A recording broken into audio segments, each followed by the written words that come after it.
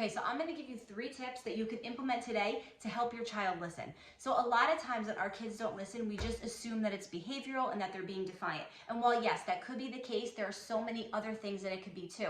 Your child could have focus issues, they could have comprehension issues, and a lot of that comes off as behavioral because they're just not doing what you ask them to do.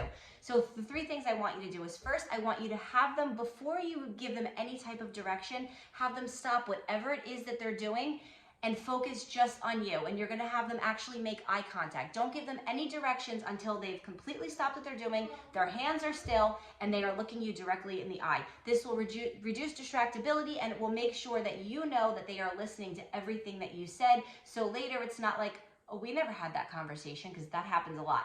The next thing that I want you to do is I want you to check for understanding. So after you give them the direction, before you let them leave or before you walk away, I want you to say to them, what did I just ask you to do?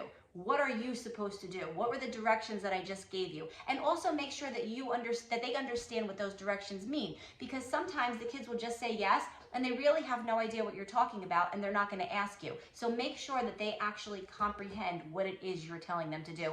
And the last thing that I want you to do is, and this depends on the age and also the comprehension level, but I want you to give them directions in chunks if needed. So give them one direction at a time. Say, I want you to go do this, and once you've done this, come back to me and I'm going to give you the next step. So this also helps with comprehension issues, and maybe also too a lack of focus, because now they're just focused, they don't have, their mind's not all over the place and they're focusing on one thing at a time. All right, so give those 3 tips a try. If you have any questions, leave them in the comments for me, and subscribe for more parenting tips, specifically parenting with postpartum depression.